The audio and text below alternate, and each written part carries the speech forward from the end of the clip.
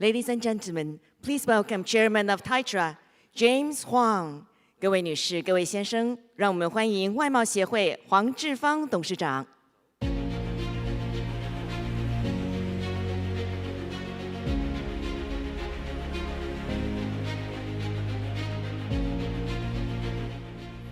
Good morning, everyone. Welcome to COMPUTEX.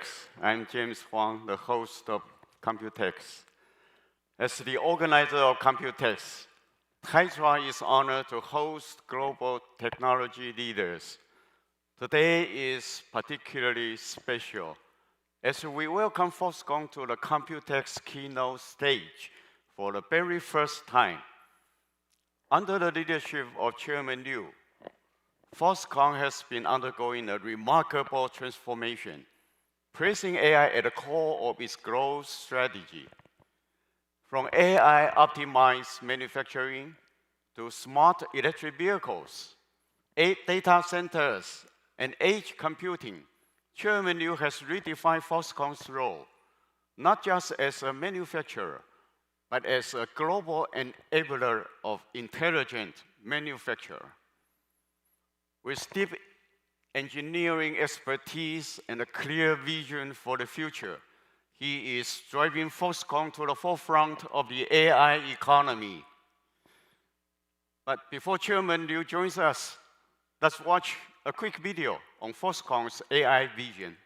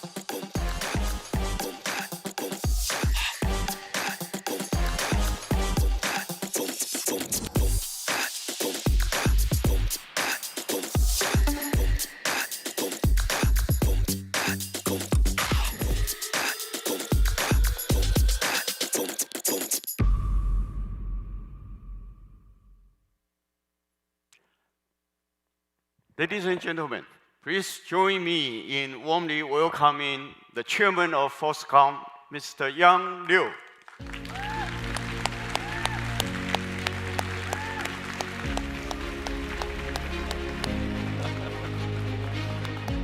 Thank you, James.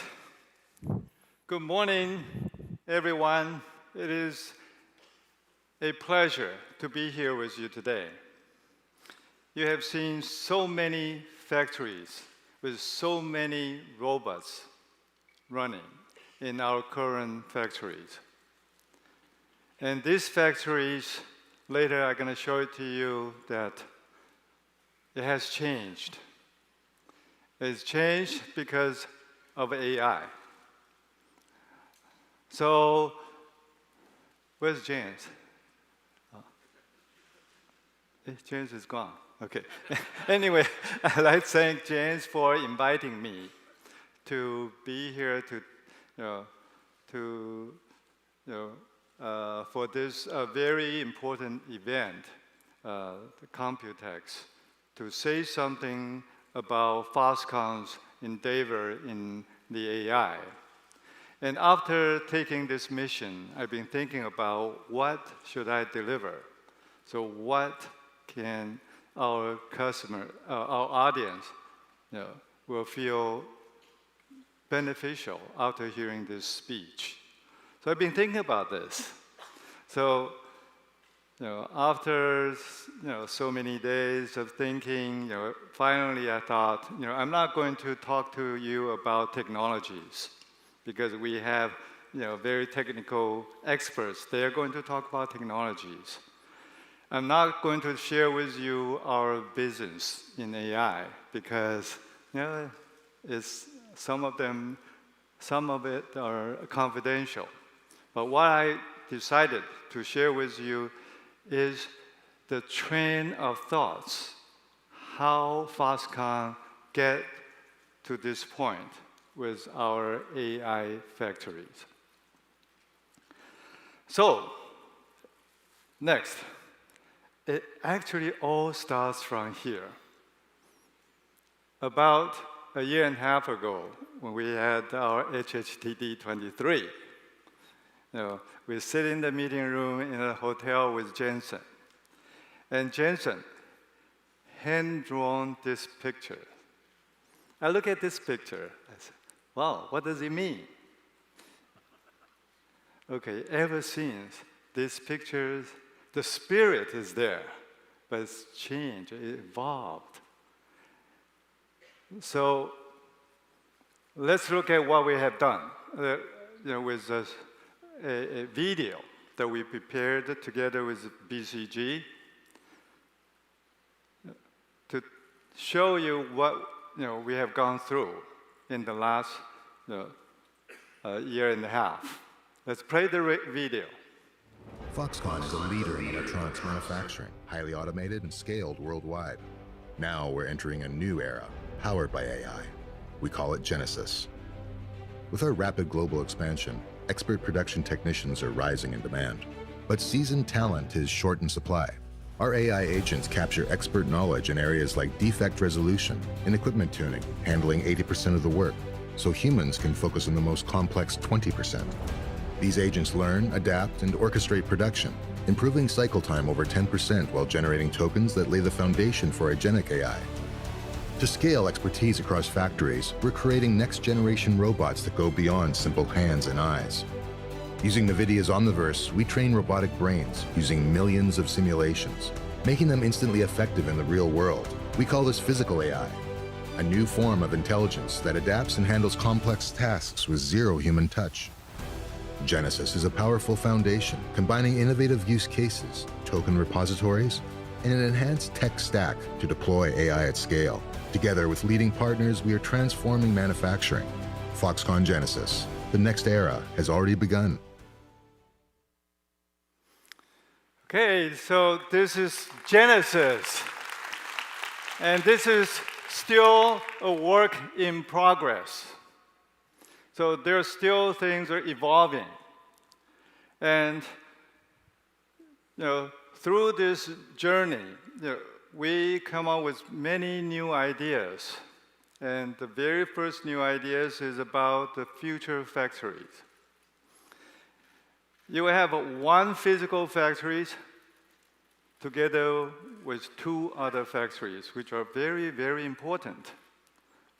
One, we probably heard about the digital twin, the Omniverse digital twin factories. So before you create your physical factories, you can build your factory on Omniverse and practice it and optimize it through without the actual factory being built.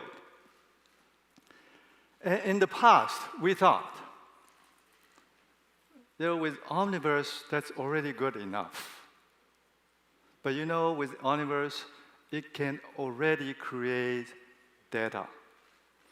And with that data, if we use it properly with the AI factory, then we may be able to create a base set of model that can be used when the actual factory is built. So we think in the future, the factory will be like this, with the physical factory will appear the last. The first one you will have will be the Omniverse digital twin factory, and then the AI factory will be the second one. And once you have the model built and the digital twin optimized to a certain level, then you can have your actual factory. And that's the vision that we see for the future factories. Next. And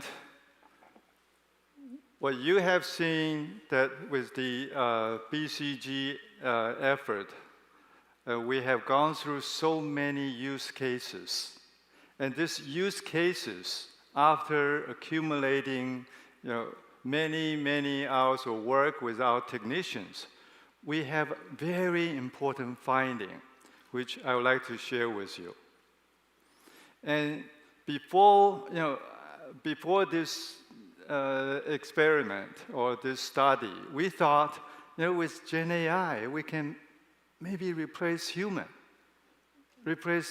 every human. But very quickly, we realized, no, it will not. If you look at this chart, the white curve is a human technician. How many times it will take the technician to try to reach to a certain level. And that's typical human. And with the blue and the green line, this is done with Gen AI's help. And you can tell with Gen AI very, very quickly, with 2 to 3 times of trying, you can reach 80%. But after 80%, look at the curve. It flattened. Okay. So the human can do much better than the Gen AI after 80%.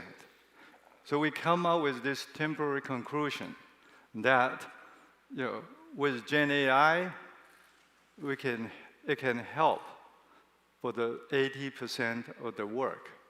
The rest of 20% will still have to be done by the skillful workers or technicians. Okay, that's a very important finding I would like to share with you. Okay. Next. And because of the scale of Foxconn's factories, we have central divisions. And we also have many BGs. And the BGs, they have factories across the world. And how we can come up with an architecture that will be able to support this large scale and very complicated implementation. And the model, and at the same time, allows the model to evolve by itself. And it requires a very, very complicated, the architecture becomes very, very important. We're still, it's still evolving. But we think with this initial architecture, we should be able to get to what we want so that the model, the base model created by the central department can then be utilized by the BG's factory all over the world. And then they can continue to train with their factory actual data. And those data and the trend models can then feed back to the central model. And the model in the central can then share the result to all the factories in the companies. So this is the architecture that we come out with. And we think this, I just want to remind the audience that the architecture is very, very critical. It's not just the LLM itself. And how are you going to deploy the result of the LLM or the Gen AI is becoming very, very critical. Okay. So, next. While we're doing the smart manufacturing, we're at the same time working on EVs. And you probably heard of our HHTD, Honghai Tech Day. This is an annual event. In that event, we'll show to our audience our new EVs that we created in the last year. And the very first product that we delivered, we shipped to the market, is the e-bus. And with that e-bus running on the streets in Kaohsiung, with a lot of sensors in the e-bus, on the e-bus. And we collected a lot of data of the street. And very quickly, we realized that, oh, how are we going to utilize this data? We started looking for some way to share the data with the government and with the enterprises. And then, we realized that a lot of so-called smart city applications, they all work in silo. On our next page, we're going to talk about the smart city platform to address that problem. But with smart EV, we are going to provide the smart EV platforms to our potential customers. And these platforms will include the onboard and offboard applications. And these platforms, we will open it up to our customers, and also we plan to open it to make it a reference design for our MIH members, okay? And we are almost there. And with Smart EV, the most recent news is that we made the announcement together with Mitsubishi. Mitsubishi will be the very first car OEMs utilizing our reference models. With that reference model,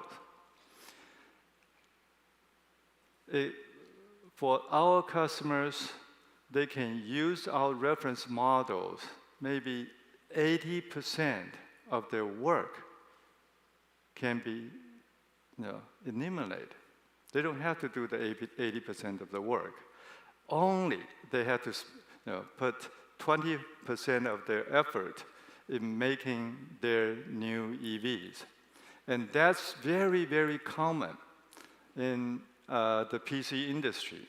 A good reference design gives a good foundation that including very thorough tests that are required for the systems. And with that test, that saves our customers a lot of time. So that significantly improves the time to market and time to cost for our customers. Please stay tuned with this new EV announcement. Next, we talked about the smart city while we were doing the e-bus, and we realized that most of the smart city applications, be it smart transportation, smart hospital, or smart schools, or smart buildings, they all work in silo. They don't work together. And we realized that we need a platform for all these smart city applications to build on top of it. So that with this platform, it will connect the government, the enterprises, and the citizens through this platform. And this platform will support the not only the data sharing, but also the knowledge sharing. Okay. So with these smart city platforms, currently we are implementing it in Kaohsiung, and also we have a number of other cities in Taiwan is currently working with us on the smart city project. We also have cities outside of Taiwan working with us. So once we have the smart city platform done, I think it will be sometime in a year, we can show it to you that, hey, with this platform, how easy and how useful it is to share data, and to share the knowledge between all these applications. Next. Therefore, with the smart manufacturing and smart EV and smart city, all these ideas came about because of that little drawing. Okay. And we've been thinking, wow, maybe this is it. We need AI factory to power these 3 smart platforms. That's how we put all this together. And we make these 3 platforms and examples of how AI factory can do, what AI factory can do. Okay. So we demonstrated this idea in our, even at the GTC 25. GTC 25 about this idea. So you probably heard about 3+3 initiatives in the past from Foxconn. Now we add another 3 after the 3+3 to make 3+3+3 smart platforms becomes Foxconn's new initiatives. Next.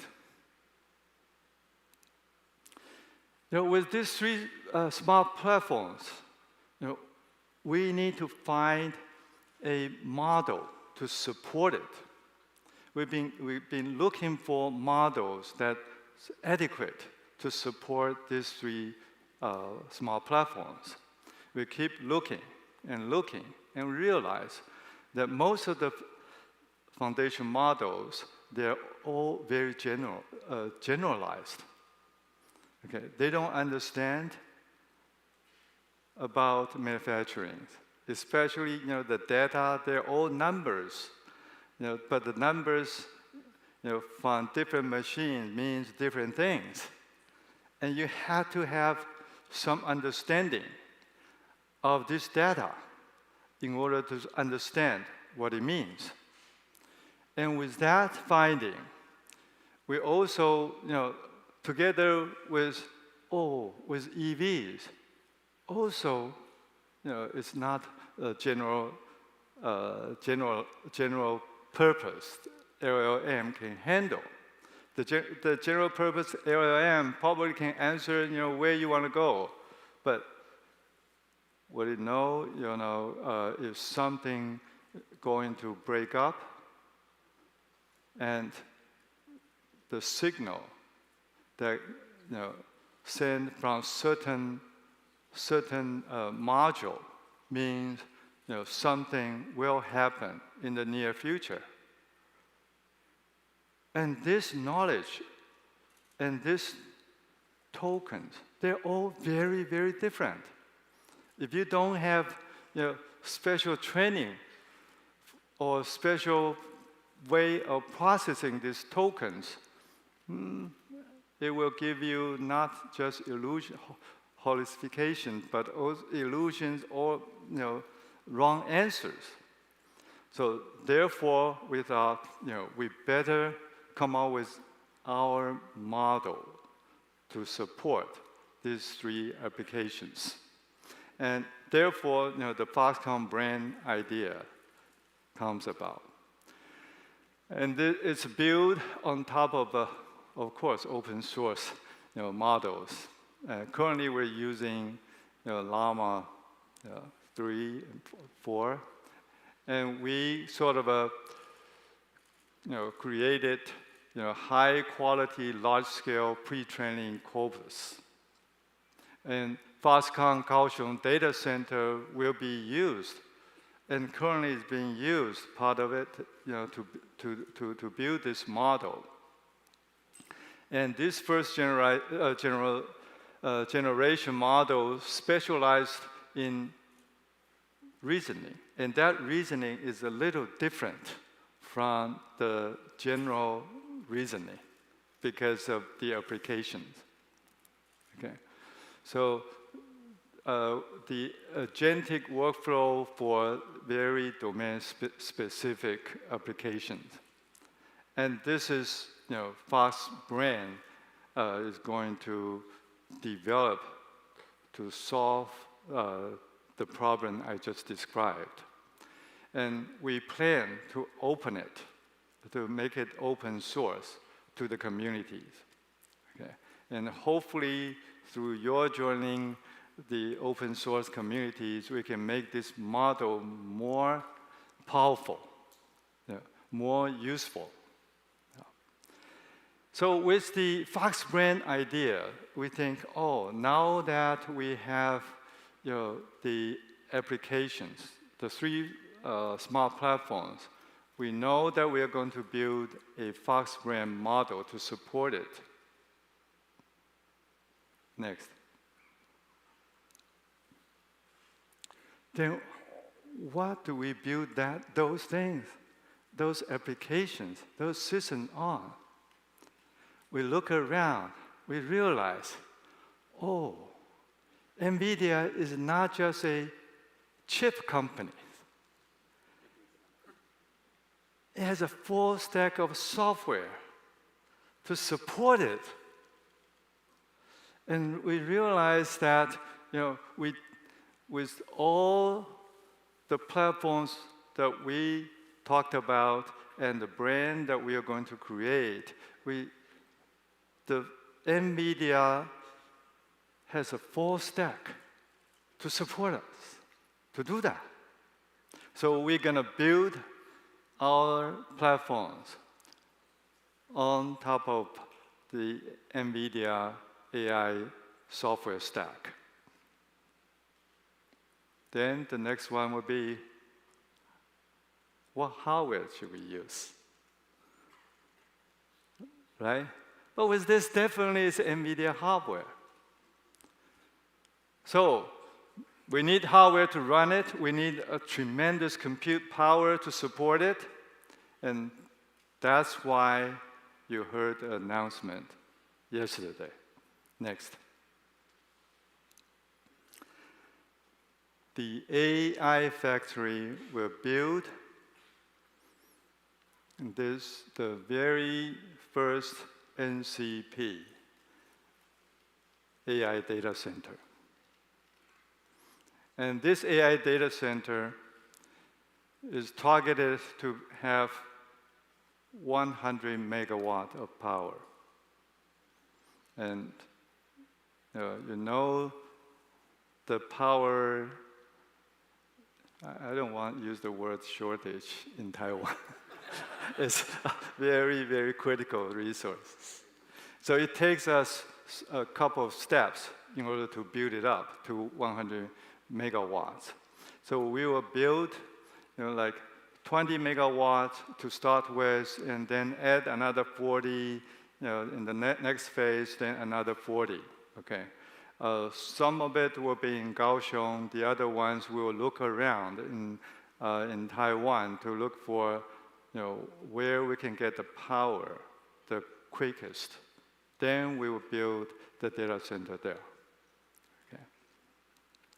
So with all this AI-related, the applications, the brand, and the software stack, and the hardware, and the computing power, all comes within the last 18 months. We've gone through all this journey, all this exercise to come out with the current status. Together, we work with BCP and BCG and NVIDIA and other partners to create the whole ecosystems. And hopefully, with all these ecosystems, we're able to become the leader in the AI manufacturing at the least. And if we're lucky, we can become the leader in the smart city platforms. And very, very likely that will happen. Okay? If that happens, we estimated the compute power that will be needed for supporting the cities, the smart cities, would be huge. So that's why, about a year ago, when people asked us, whether you see the slowdown of the compute power requirement, I told them, no, this is just the beginning, and because we see the applications is coming, and we also see, the evolvement of the models. It will only become bigger and bigger, So don't worry. It will not slow down, at least in a foreseeable future. Okay. Next. This is another discovery that we had while we're working on the smart city. And we look at the demographic data. And we look at the issues in countries. And we realize that when a country become developed, what will happen? That if you look at the GDP paradigm or pyramid, the triangle that I'm talking about, when the country is becoming more and more prosperous, the pyramid or the triangle will shift up, leaving the bottom GDP empty. So after your country is becoming more and more developed, the GDP will become higher and higher. Then the low GDP work will have less and less number of your countrymen to do. So how do countries solve that problem in the past? They do it in two ways. One is to outsource the low GDP work to the low GDP countries. We have seen that in the past. We have seen the US outsource their work to Taiwan, and then Taiwan outsourced the work to China.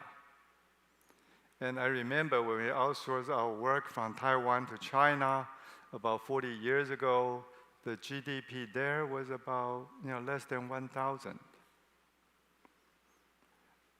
And with their hard work, after 40 years, the GDP has grown over 10,000. So what happened? What's the impact to the society there? Most of people want to have a high-paid job, and the society is able to pay it. But what about the low GDP, low-paid job? Nobody will be interested. So, eventually they're going to outsource the low GDP job to other low GDP countries. Eventually, you will be running out of low GDP countries. Yeah, that's the limit. Another way to solve that problem is to import people from the low GDP country, the so-called immigrant workers. And this has been done in Europe, in the US, in Japan, and now in Taiwan. But that creates some social problems. But in the past, there's no other way to solve that problems. Now with the advent of Gen AI, we see a great potential of that. With Gen AI plus robotics, that will fill the void, the gap. And that's the opportunity I see.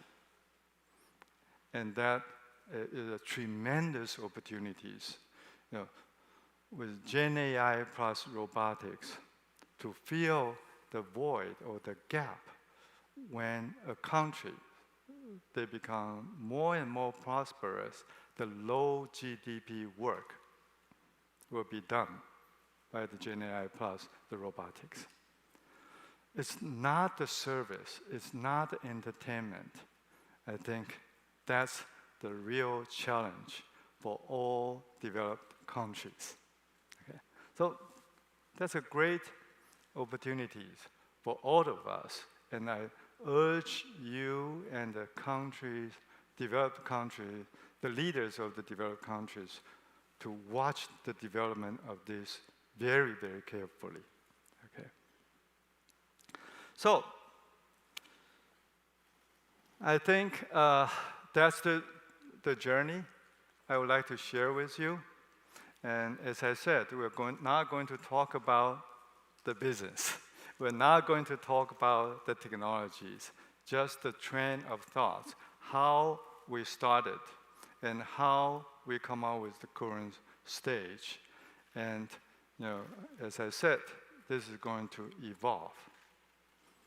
And with working with partners like NVIDIA, and the technology leaders, we think with our collaborative work, we are able to accelerate that progress. Okay, so before I introduce, this talk is broken into two parts. The first part, I'm almost done with it. The second part, we'll have our special guest joining us. But before I introduce, that man, I would like to make a brief announcement that Foxconn will work with TechOrange to create Taiwan's leading robots community to drive innovation and the industry growth because of that GDP paradigm shift syndrome. Okay? So let's just wait and see. Okay, thank you for listening.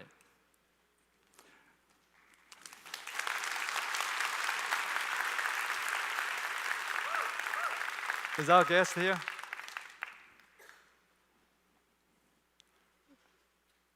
Okay, good. Wait a second. Okay, let's play.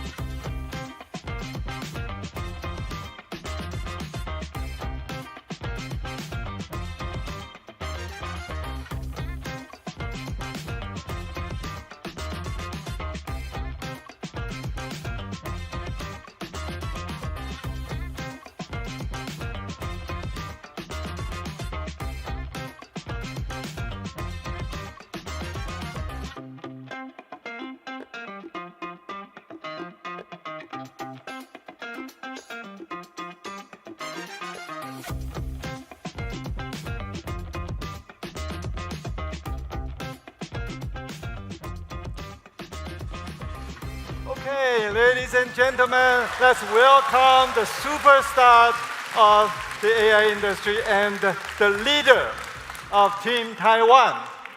Go Team Taiwan! 大家好。 I don't have to introduce him anymore, right? I still love being introduced. Jensen, I know you have a very busy schedule. Your keynote I yesterday honestly was have nothing else terrific yesterday. to do. Yeah. Thank you. I remember the last time we had our HTD 23 together, we rode in with a Beauty and the Beast SUV. Do you remember? Beauty and the Beast. The car. okay. The car. In that car, I have to give you, let you know a good news about it. Has been chosen by Mitsubishi to become their car. Wow. And that car will be running on the road roughly about a year from now. Okay. With the luck you bring. That's awesome. And in the second half of the keynote, what I would like to do is to ask you questions and let you answer. Okay. Okay. So you know, it doesn't matter what you ask. My answer is always the same. I hope. I will ask. Actually, I collect a lot of questions from the industries and from people who care about you, and compile them into 3 categories of questions. Right. Number 1 is business related. Do you want me to start with the business related stuff? If we start with business related, I will go so long, and then we'll end with just business related. So let's start with business related. I'm afraid to hear about the other two. I'll keep it under control, okay? But it's not the question that you thought about the business. It's not about NVIDIA chips or system business. It's about the Team Taiwan, the very first question. What is Team Taiwan from your point of view? Well, Taiwan is where our most important partners are. We've been coming here for 30 years. Yeah. And somebody did a count. We have 350 partners here. 350? 350. Wow. Of course, I don't know them all, but apparently, either directly or indirectly, we work with some 350 companies. And you know that the technology supply chain is incredibly deep here. Right. And it's much more complicated than people think. I made a movie the other day that I showed yesterday, and it just shows the breadth and the depth of technology that is here in Taiwan. And so, as a computing company, this is the epicenter of the world's computing industry. This is where it starts. And everything from the chips, of course, to the systems, and now increasingly, the pioneering work that is being done in the automation of robotic factories and building robots. You know very well, this is one of the largest electronic manufacturing regions in the world. Yes. And not only is it the largest, it's the most advanced. And the things that we build here are incredibly complicated. Now, you and I were talking about building GB200 servers. It has 1.2 million components. It weighs almost 2 pounds, completely liquid cooled. Each rack is a couple, $2-3 million. So all these numbers. And remembers. Yeah, and so they're not that hard numbers. And just so you know, I rounded them all. It's 1.8 tons. It's 1.12 million parts. Yeah, so I rounded it up for your benefit. So anyways, the technology is incredibly complicated. In order to build one of those Grace Blackwell racks, how many companies were involved and how much robotics technology is actually involved. So if you look at the work that we've done. In the last 2 years since you and I were on stage together, starting to talk about AI and robotics, since then, Foxconn is using NVIDIA Metropolis for smart cities, NVIDIA Metropolis for smart factories, NVIDIA Isaac Groot for robotics, NVIDIA Drive for autonomous vehicles, NVIDIA Omniverse as the digital twin operating system for all of that. And yesterday, we announced that we're going to build an AI factory for you to use, for me to use, and for Taiwan, the entire ecosystem to use. Yes, yes. And so now Foxconn is going to be a world-class regional cloud provider, AI cloud provider. And so look at the breadth of work that we do together now. It covers literally every, not to mention for manufacturing inspection agents with computer vision and vision understanding. And so everything from agents to robots, robots to, robots with wheels, robots that are orchestrating robots to build robots, And so this is. I've seen that. This is robots building robots. Yeah, this is in person. This is literally Foxconn. This is Foxconn. One of the most advanced technology companies in the world. You just happen to apply technology to manufacturing. We apply technology for technology's sake. You apply the technology to apply for manufacturing. And so it can't. We shouldn't be surprised, but everybody should be deeply impressed by the technology of Foxconn. Thank you very much. And did you notice? I just want to demonstrate something. It didn't matter what he asked. No, I asked only one question, and that question. Let's wait till. Go ahead and ask me about my jacket. No. No, I just want to demonstrate something. Okay. I'm not going to ask about jacket. Okay. No, I just want to demonstrate. It doesn't matter what you ask. You answer the same thing. Okay. I see. Because from there, I was going to talk about Omniverse and robotics. Great salesperson. Anyway, my next question is: have you heard about TEMA? From who? TEEMA. It's an association, Taiwan Electronics and Electrical Manufacturers Association. Did I do something wrong? No. Oh, there's something he doesn't know. I was just made the chairman of TEMA. TEMA. Well, congratulations. Okay. TEMA. Congratulations. Did you do something wrong? I hope no. But anyway, it's the largest association in Taiwan with more than 3,000 members and accounts for over 50% of export value of Taiwan. Okay, aggregate number of workers in Taiwan. I thought Foxconn represented 40% of export. Well, 37%. Because our business model, we're worldwide, so the revenue counted in Taiwan is only about half. Okay. Yeah. So TEMA is the association. I think most of the members are, most of your suppliers are members of TEMA. Mm-hmm. Okay. With this rapid changing AI industry, what advices do you have for your suppliers in the TEMA, as a TEMA member? Mm-hmm. Any advices for them? Yeah, I do. It'll come to me in just a second. But I'm just going to have to start. I do. So let me make an observation. In fact, vast majority of the industries, the companies focused on industries, has largely been left behind as during the software revolution. And the reason for that is because you're obviously an industrial because you understand mechatronics. You understand mechanicals, you understand chemicals, you understand the deep physics part, the sciences part of industry. That industry was formed out of the last industrial revolution.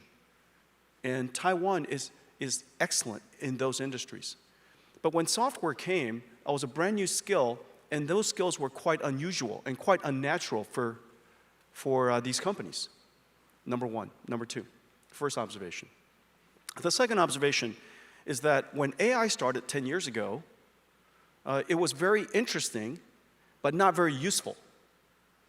Not very useful for the industrial companies. And the reason for that is because the AI understands English, but it doesn't understand physics, which is what you need. Everything that you do needs physical understanding, physical intelligence.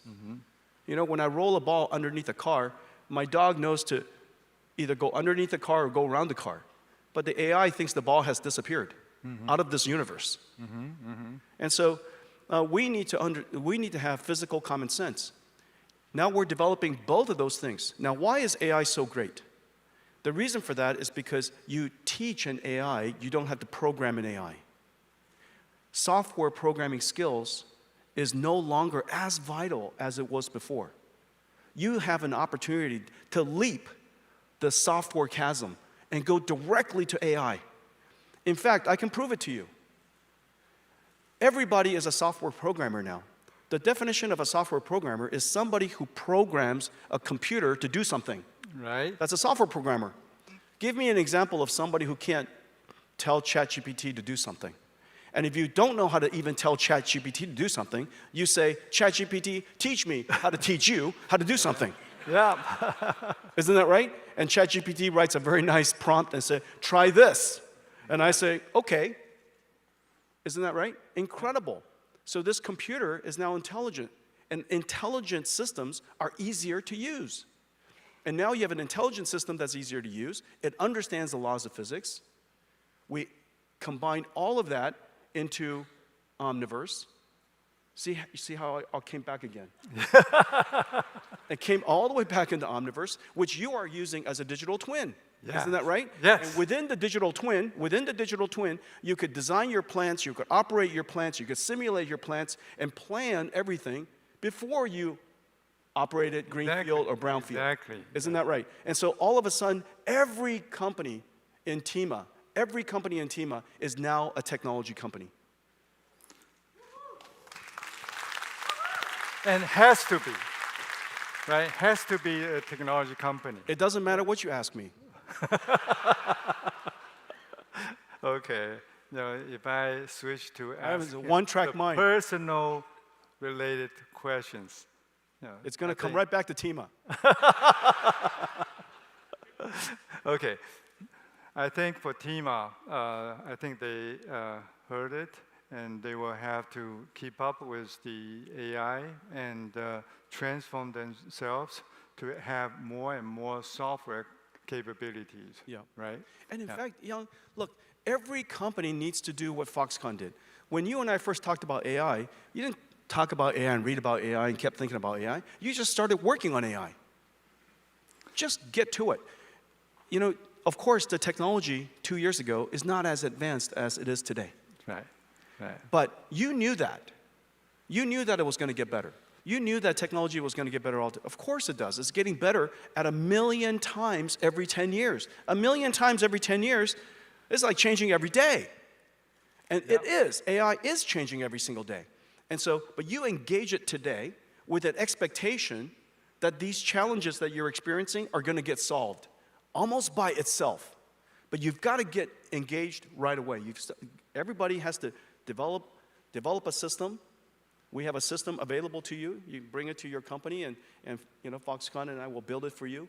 All the software is available for you. We're already integrated into all of your software developers, whether it's Cadence or Siemens or right, Dassault or Autodesk or whoever it is. We're already working with all of your software developers.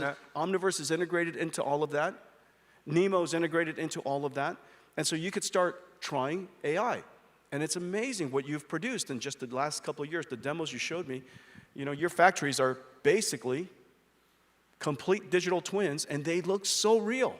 Yes. They look so real. Robots working inside it, incredible. So in the past, we have physical factories. Then we use Omniverse to create digital twins. That's right. And then we realized we need AI factories to support both of them. That's right. To make it more and more powerful. And all these changes evolve so fast. And the reason why it's evolving so fast, it's all because that man, you, created chips running so fast and advancing so fast every year. And my next question for you, do you see any limit in terms of a hardware speed, for the AI? Remember, Moore's law ended. Moore's law ended because we're at the limits of physics. And so the cost of the transistor is going up, as it should. The energy efficiency of the transistors and the processors are not going up very fast, understandably. And so we have to try different skills and different techniques. And so we're developing multi-chip packages, 3D packages. Yep. One way to do that. The other way to do that, of course, is this incredible invention called NVLink, where we connect all of these chips together into one giant chip. You know, the size of the wafer is probably, like this. Yeah. And so all of these chips are working together as one. We used advanced mechanical systems and liquid cooling systems to compress the systems into one giant rack. Yep. But very importantly, software. Our architecture and the algorithms that we're developing on top of it allows us to reformulate the AI models, reformulate how the work is distributed across these supercomputers. The networking, of course, is a big challenge and a big opportunity. Instead of passing information back and forth, we could do in-network, in-fabric reduction. Yep. And so, we all send our answer together for us to combine all the answers. But why don't we just send it to the network? The network combines the answers and already sends it back to us, so we don't have to receive it. So we reduce the amount of traffic, like practically in half. And so all of these clever ideas combined has allowed us to improve AI performance tremendously. People say it's about, 2x every 6 months. I actually think it's probably working faster than 2x every 6 months at this point. It's probably like 2x every 3 months. The combination of all these things, I call it full stack, but basically you're innovating chips, innovating systems, innovating at the data center, innovating the operating system of the data center, and innovating the model, all at the same time. So from what you see so far, only the sky is the limit. Looks like it. Only the sky's the limit, and this is the really amazing thing, Young. So there's the computer industry that was created. And remember, the first time I realized this was going to be an industry, that the computer industry was going to be, was when Bill Gates, in one of his interviews, and he was so young, it was 1984, maybe 1985. I heard an interview where he said that Microsoft is not a maker of word processors or spreadsheets. It's a manufacturer of software. And at the time I heard it's a manufacturer of software, what does that mean? Software is so easy to manufacture. You write one copy, and the rest of it is duplicated, okay? And the rest of it is free. And so how would you create an industry where everything that you produce is free? Well, of course, he invented licensing. Yeah. And so I didn't realize what he had in mind was a whole bunch of lawyers. But more importantly, what he meant was there's a methodology, there's a production methodology associated with software, and look at all the software they produce today. It was a visionary idea, and now it's $1 trillion industry. Well, our industry, remember, AI is a great technology, but AI is also an industry in itself. Just as software, you got spreadsheets and word but collectively, software is an industry in itself. AI is going to be an industry. However, the AI is going to be produced by factories. And so now you just have to think, how large is the automation, agents and robots industries that we'll support? And every one of those agents and robots will need factories to produce the tokens for them at all times. I think that we've unquestionably discovered, invented, created a new multi-trillion-dollar industry, which is the reason why everybody's so excited about it. Excellent, excellent. Okay, so the time is running short. I'm trying I have so many as other much as I questions. can to exhaust all of the time. Thank you, thank you. Then I'm going to skip some of the technology-related questions. I'm going to go to the personal questions. I hope you will not be offended. Okay? Let's take a technology question. In China. Everybody knows all my favorite restaurants in Taiwan anyway. No, it's not that. It's Everybody not that. knows where I'm going to be this afternoon. It's not that. There's an old Chinese saying that every successful man stands a terrific woman. I'm not going to ask you who that woman is.